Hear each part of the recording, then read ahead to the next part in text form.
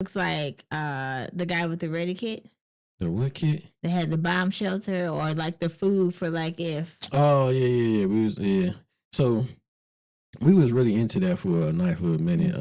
What was it? What do you call it?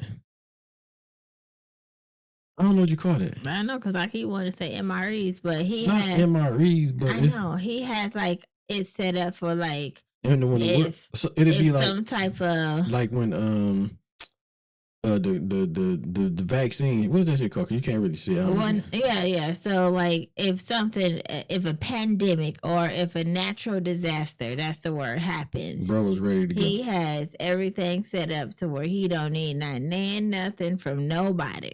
He had to go. So we're gonna show y'all this video, Rick, and I thought it was pretty dope though. That I don't know what they call it, but let's watch the video. Natural disaster. It's not natural disaster. Yeah, he was set up for a natural disaster. For about 3 years now, and I've acquired quite a few things. I've been getting ready for those natural disasters, economic disasters, political disasters.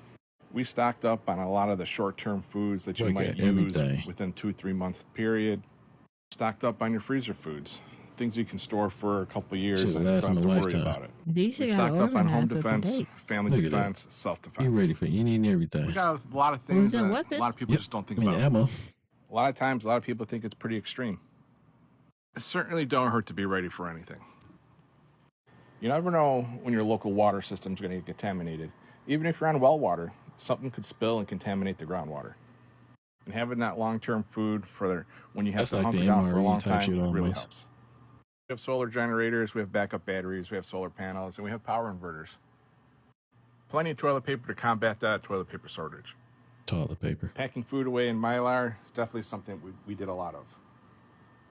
I hate go bags ready to go just in case you do have to go. It's also a definite thing. Get them go bags. Alternative ways to filter water is also a good thing. Stacking up on sriracha, most definitely. Not the sriracha. Yeah, man, I thought that was pretty dope. That's something that we were doing maybe a year ago, 2 years ago. And I was loading up, well, not like how his was, but I was getting bags of rice, big bags of rice, all type of stuff, waters, everything you could think of. I got some gas masks in my Amazon cart right now. See, that's pretty cool, but that kind of like he been doing that shit for years. That's extreme. That ain't extreme. So listen, here's my reason. Let me shut the fuck up. No, you gotta shut the fuck up. Just be quiet.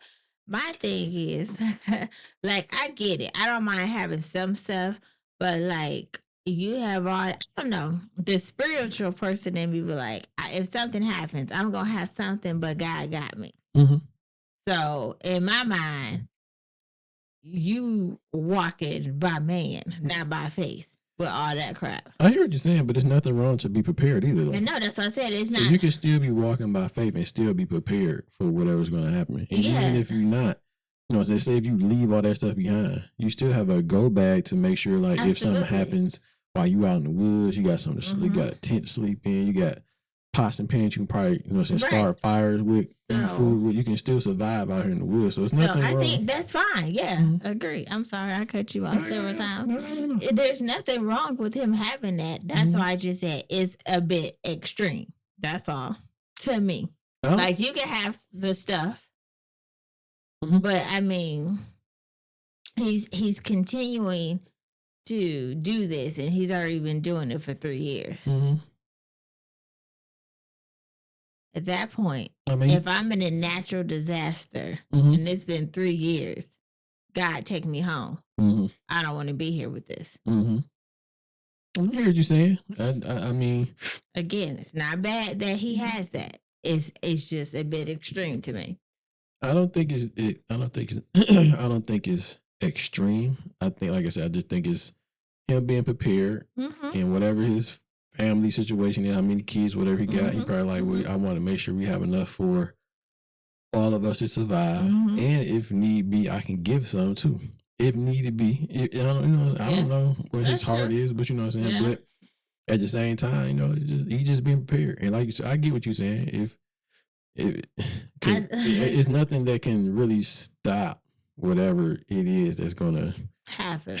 You know what I'm saying? Because it actually can get wiped all the way and be done with. The flood, take that shit out real quick. Like, is he in a bomb shelter or is this his basement? Probably just he didn't say or a anything. garage. Probably just a garage type. I don't know. He might have a bomb shelter.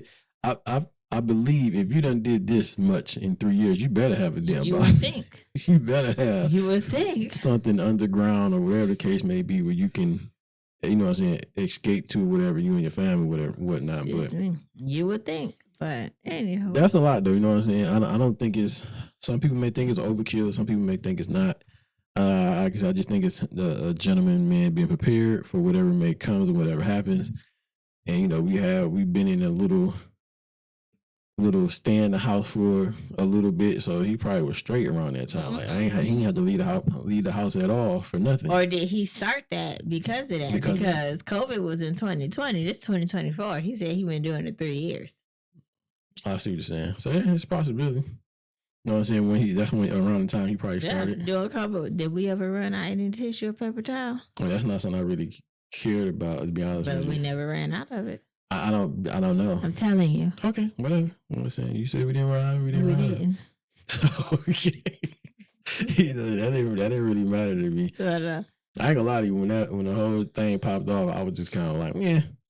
I still wore a mask, but I did because people just nasty just in general. How many times they coughing and I'm about to say Hakatua. I know.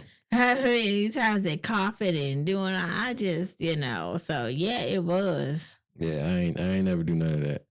I was off work for 3 months. I just felt like, yo, you wash your hand. Like, that was something I did anyway, because working at the nursing home. Mm-hmm. I just always wash my hands. And once I started working there, through there on out, I wash my hands no matter what. Mm-hmm. Leaving the house, coming back in the house, wash hands. And I made sure whoever was around me, you better wash your damn hands before you touch anything. Listen, I remember we went to the movies. And the movie was over when we went to the bathroom. It was a group of us. And it was like, what is taking him so long? I said, well, he got to wash his hands before he pee. He got to wash his hands after he pee. So, I mean, it takes some time. Yeah, I'm like, man, why would you not wash your hands before you pee? Like, I'm not touching something that's very dear and near to me. It has a special place in my heart, near and dear to me. my heart, man, and just get to touching it, and I ain't washing my hands. With some dirty hands. Man, you better wash your hands first before you get touching your hands. All the door handles you didn't touch, the popcorn bowl, the cup bowl. Man, yes, I wash my hands. The tickets that they didn't give. The money you done touched and shit like Nasty. that. Wash my hands twice, before I touch and after I touch. Mm-hmm. But some people don't think like me. I'm not a germaphobe, but that part. I'm just a little OCD about your dingling. Yeah, and everything else, especially you come to my house. But yeah.